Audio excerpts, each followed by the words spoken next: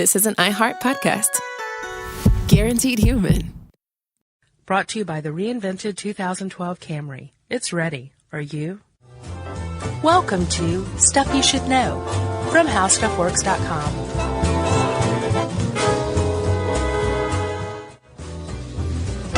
Hey, and welcome to the podcast. I'm Josh Clark. With me, as always, is Charles W. Chuck Bryant. And this, friends, is Stuff You Should Know. It's rain and frogs. Hallelujah. Yeah, I got a lot of those during the search for this. Oh, really? During research for this. You got It's Raining Men references? Yeah. Huh. Kept coming up in I didn't see any of that. predictive search. And Really? Yeah. And then there's a lot of raining different things, mouse pads out there available. Oh, really? Yeah. At e-retailers like Etsy and Zazzle and stuff like that. Basically, if you type something in, Zazzle will be like, well, we'll put that on a mouse pad for you. Oh, sure. Yeah. And there's an adorable umbrella out there, a see-through umbrella with frogs all over it. That's cute. Yeah. Are they splatted? No, they're not. And they're actually, it didn't show up. They're in this article. There's triplets holding them. Wow. Yeah. 3 times the adorable. So, Chuck. Yes. I ran into a lot of descriptions of crazy stuff happening over the course of history. Yes. Here on planet Earth. As far back as I could see, there was a guy named Athenaeus. He lived in the 4th century BC. Okay. And he was a traveler and writer. And he mentioned that in the area that is now Dinar, Turkey, it frequently rained fish and frogs. Frequently. Okay.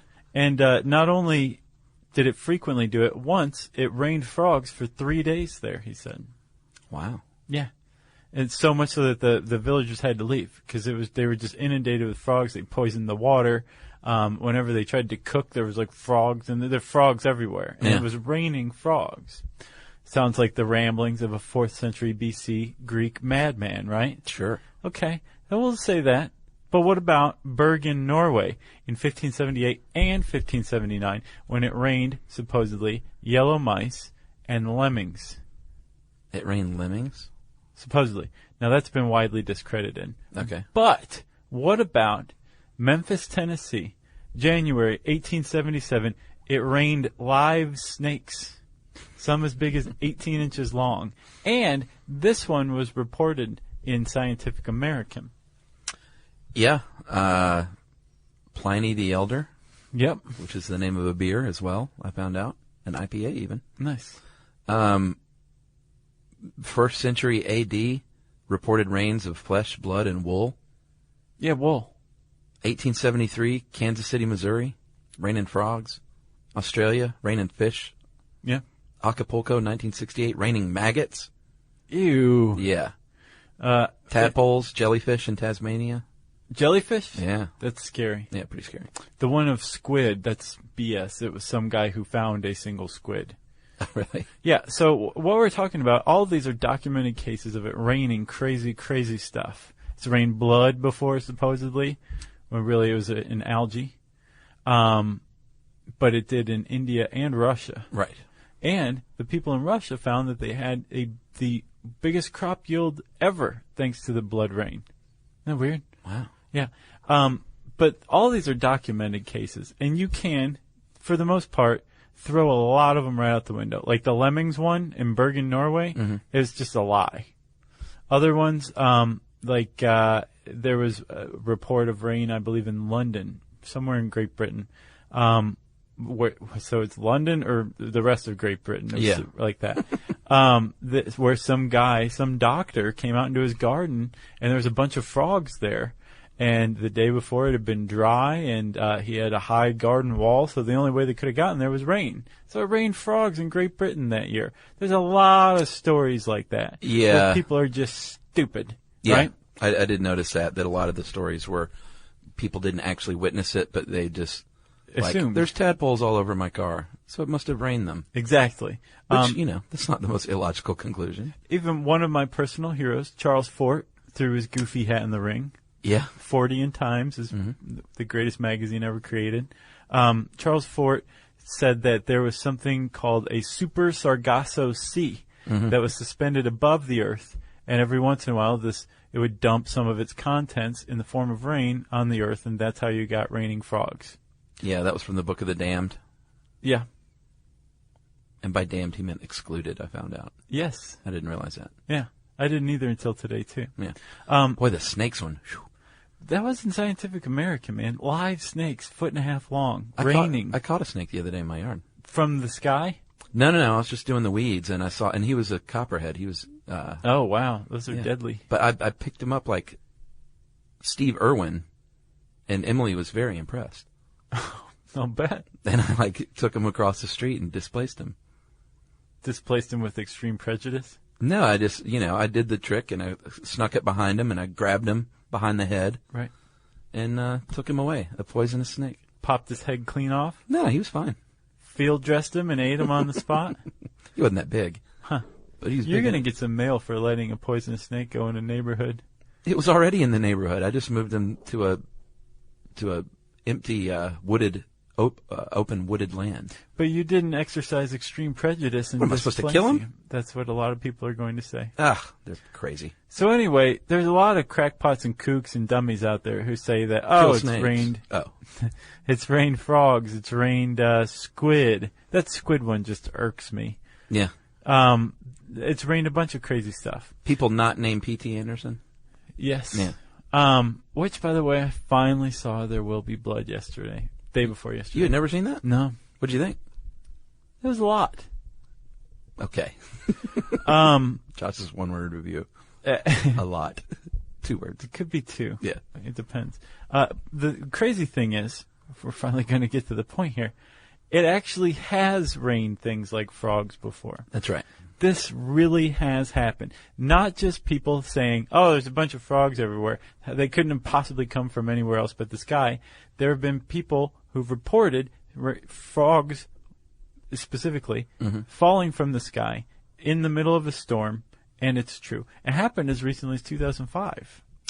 Yeah, and was that the Serbia? Uh-huh. Yeah. Where there was a big old storm, and people saw and heard frogs raining down from the sky. Hitting their roofs, and basically, apparently, like you were saying, P.T. Anderson in Magnolia, what he depicted is probably a lot what something like that would look like. I would imagine so. There's an explanation for this. Oh. It's not the end of the world. We're going to go into that. It's not one of the plagues, biblical plagues, although we'll get into that. First explained by French physicist André-Marie Ampère in the early 19th century. He said, you know what this is? This is a water spout. Yeah.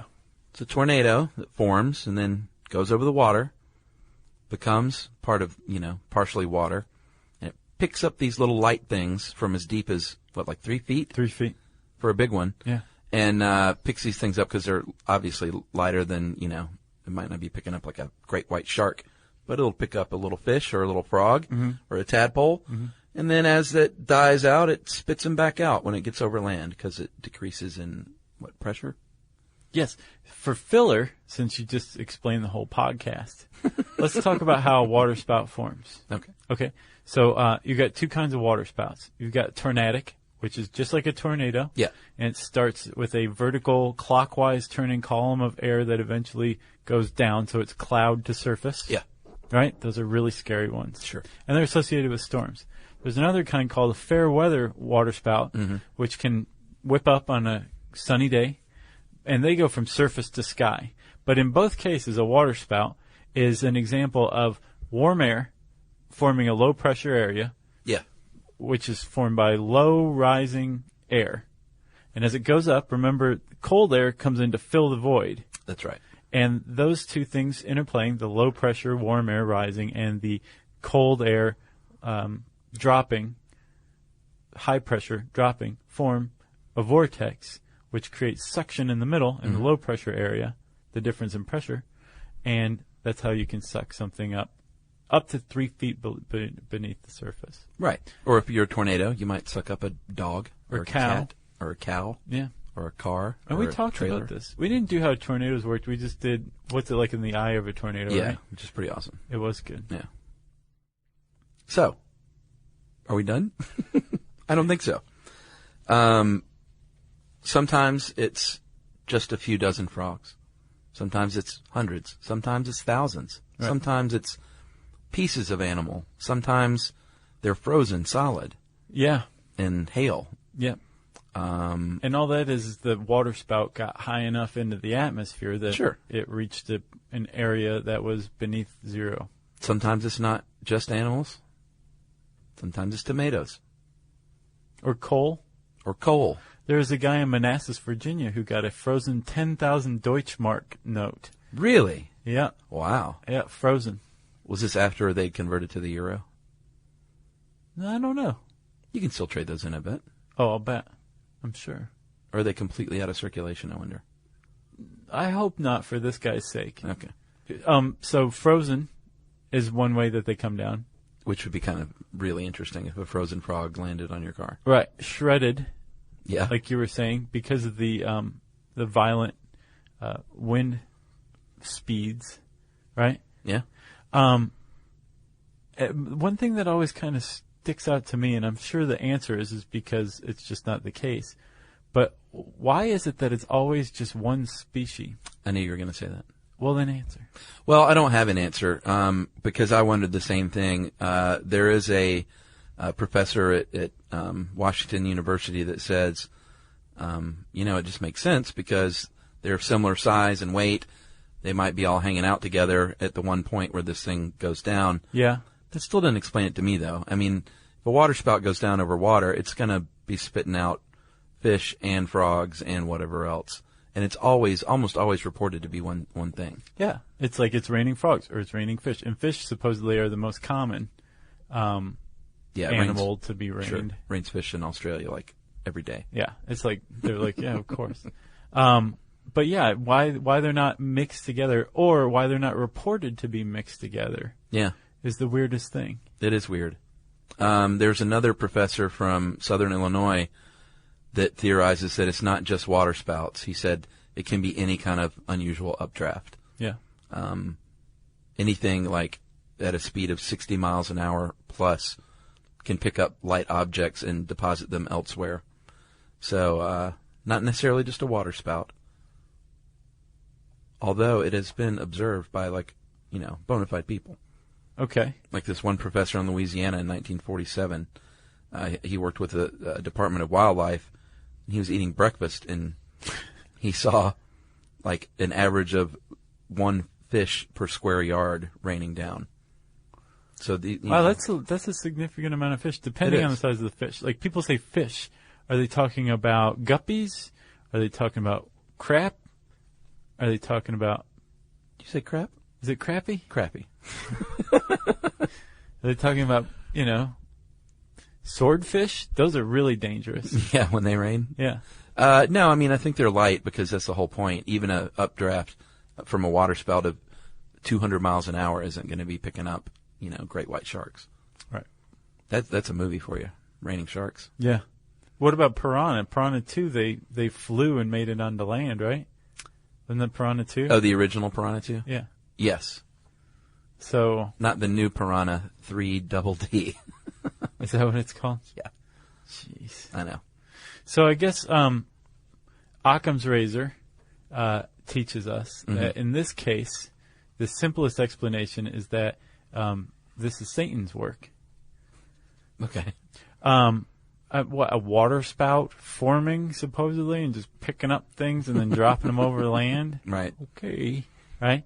And raining frogs is explaining it, I guess, is part of this larger trend that's gripped the scientific community lately, which is explaining biblical phenomenon. Yeah. Phenomena. Yes. Phenomena. I thought this was pretty interesting. You dug up this article on the biblical plagues. Yeah, the 10 plagues of Egypt. One of which was frogs. Yes, but it didn't rain frogs. A lot No. of people think that it supposedly rained frogs. No, what supposedly happened was, apparently it's like where, Dinar in Turkey is now, they were just overrun by frogs. Yeah. And I guess, I can imagine, there was another horror movie from the 80s about that. It was just about giant frogs and lots of them, right? Really? Yeah, it was like The Birds, but with frogs. Huh. And a frog can be kind of unsettling when it's staring at you, especially if it's surrounded by thousands of its companions. Yeah, judging you. Yeah, and they'll kind of get all over everything, and they'll get underfoot, and you'll step on them, and things get slippery and mucky real quick. Ugh. And that was one of the plagues of Egypt. It wasn't the first one, though. No. So should we explain this away? Yeah. Again, it's in vogue right now to explain away the plagues. And the cool thing is these researchers figured out, or they suggest, that all of these things were linked. It was a series of events, of amazing events, that became what we know as the 10 plagues of Egypt, that eventually caused Pharaoh to say, hey, Moses, you guys can go. Pack your stuff and leave. Yeah. Yes, you dug this up from the Telegraph, one of my favorite publications. And Richard Gray, the correspondent of the Telegraph. You can tell he's the science correspondent. Yeah. Look at that hairline. So they have some evidence that what kicked this whole thing off was a climate change, a climate event that happened way back in the day. Mm-hmm. There was a city called Pi Ramesses on the Nile Delta. Right. It was abandoned about 3,000 years ago. Yeah. Which they think this explanation works in concert with that abandonment of the city. And they said that there was a dramatic shift in climate toward the end of the second reign of Ramesses. Ramses. And we had a goat named Ramesses, by the way. You can't just say things like that. Sure I can. So they found that the end of the reign coincided with a warm, wet climate and then switched over to a really dry period. Yeah. And that was not good news for the Nile. No. It kicked off the first plague, which was the Nile turning to blood. So how did that happen? Well, the Nile supposedly dried up and became kind of this muddy, mucky, slow-moving mess. Sure. No longer vital. And prime for this type of algae that we know was around back then, that's still around today, called burgundy blood algae. That's right. And basically it sucks the life out of a mucky area, which would have caused the second plague, frogs. Right. Well, and what did you say the name of the first plague? The river turns to blood? Yeah. Okay. And so frogs suddenly infesting where the people were living. Because there's no place to be in the river. Yeah. Right? It suddenly turned lifeless, right? Right. And so now the frogs are everywhere, which would have, they're everywhere but the river, which would have led to the third, fourth, and fifth plagues, right? Third and fourth. Third and fourth. Yeah. Which were flies and lice. Yes. All of a sudden the frogs aren't around to eat these things, so you're going to have a lot more lice and flies. Yeah. Okay. So far, so good. Yeah. Now what? Well, after that, while everybody's itching and like swatting and like trying not to slip on all the dead frogs that they've stepped on, the following plagues were diseased livestock and boils. Which you're going to have if you've got lots of flies and lice and mosquitoes. Spreading disease. Spreading disease. Okay. So that's okay. That one's, I mean, it makes sense, but that's not like the, oh yeah, of course. Right. After that, we have, the 7th, 8th, and 9th plagues, hail, locusts, and darkness, which they think was coincidentally caused by the eruption of a volcano at Thera on the islands of Santorini, which happened 3,500 years ago, and which they found evidence of in Egypt. Right. Excavating some locations in ancient Egypt, they found pumice, volcanic stone, from the Thera volcano. Yeah, because they're like, there are no volcanoes in Egypt. Yeah. How could there be pumice? Exactly. Well, they looked and they said, oh, it's from Santorini. Wow, that's kind of big. So you have the this volcanic eruption, huge volcanic eruption. The ash mixing with the clouds over Egypt would have caused hail worth writing down in the Bible. Boom. And then it would have also created locusts because it would have raised the humidity and the temperature, right? Right. Which locusts love. I thought that one was a little tenuous, but it still made sense. I did too. But then the darkness. Volcanic ash blotting out the sun. Yeah. Which we've heard could happen. Ever heard of a nuclear winter? That's right. Same thing. And so there you have it. All the plagues explained, sort of, except for the last one, Josh. This one didn't seem to be connected to anything. It was kind of freestanding, if you ask me. But the 10th plague was the death of the firstborns. Yeah. The firstborn sons, I should say. Yes. In Egypt were suddenly dying mysteriously as a plague. And they think that possibly there was some sort of grain fungus that killed the firstborns who would have had first dibs on food. Yeah. So they would have been the first to die.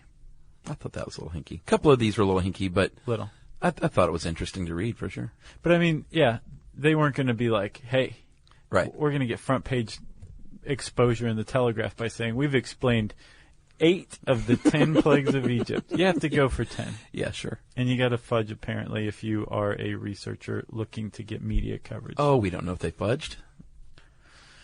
Still. That was not the greatest link. Well, that's it. That was a weird episode all over the place. We talked about raining frogs. That was based on an article on the website, Can It Really Rain Frogs? It can, but I have to say that just a little bit of skeptic in me says I would have to see that one to believe it. Me too. In the meantime, I'll just watch Magnolia very frequently. If you want to learn more about frogs and rain, you can type those things into the search bar at howstuffworks.com. And it's time, man, this is weird, for listener mail. That's right. Josh, I'm going to call this, it's a family affair. Oh, this is Sly and the Family Stone. That's right. Hey guys, I'm a 24-year-old stay-at-home mother of 2 wonderful children. Mm-hmm. My husband is a Marine who has been deployed to the Middle East for just over a year. Okay. You may be interested and somewhat surprised by how much of an effect your podcast has had on our family. Firstly, I began listening while on bed rest during my second pregnancy. Sorry to hear that, by the way. Bed rest, no good. Stuck with us. Yeah. I quickly became addicted to the fun tidbits of knowledge that you two threw out. I began listening to your podcast in the car after my daughter was born. My husband, who isn't big on listening to people talk, also took quite an interest at this point, as well as our 6-year-old son. Man, so think about it, though. We probably have had, like, a real hand in their daughter's development from the womb. That's right. When you began talking about Kiva, I realized how wonderful this would be to teach our son about helping others all over the world, while also teaching him about how money, lending, and percentages work. He is extremely proud and excited to be doing so much good, and he even asked if he could use his birthday money to lend on Kiva. Oh, what a sweet kid. I was so touched by this, I even shed a little tear. That's her talking, not me. I might have got weepy, though. I'm sure. Our son is extremely intelligent for his age, and his school doesn't seem to adequately feed his appetite for knowledge. He wanted me to let you know that he loves your podcast on animals the most, and requests that you include more insects and animals in your lineup. Okay. My husband listens... Wait, this one kind of counts. Yeah, sort of. Yeah. My husband listens to your podcast religiously while deployed, and even had a little baby fit when his iPod pooped out a few months ago. Did he get a new one? I hope so. He had me immediately send him my iPod so that he could survive. We often email back and forth as we don't have many opportunities to talk on the phone, and the subjects of the podcast often come up in the emails between my son and my husband. Gives them something to talk about that isn't too heavy, since I don't want my husband or son to get too upset about the distance between them. It doesn't do any good for a Marine to have his mind off his mission. Thank you so much. Kate, Dan, Olive, and Ryan. Man, that is awesome. Isn't that nice? The whole family listening. That is awesome. I love hearing that. Hey there, Kate, Dan, Olive, and Ryan. Thank you very much for listening, guys. Be careful over there. Yeah. And sorry for this one. Sorry for this episode. She'll never hear this one. She'll just turn it off. Yeah. Wow, that's cool. If you have a story about how SYSKs had an impact on your life, we love hearing stuff like that. We would love it if you would let us know about it. You can tweet to us at SYSK Podcast. You can hit us up on Facebook at facebook.com/StuffYouShouldKnow. And you can send us an email at stuffpodcast@discovery.com.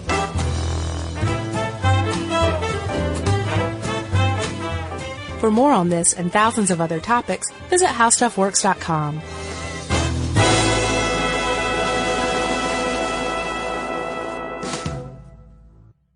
Brought to you by the reinvented 2012 Camry. It's ready. Are you?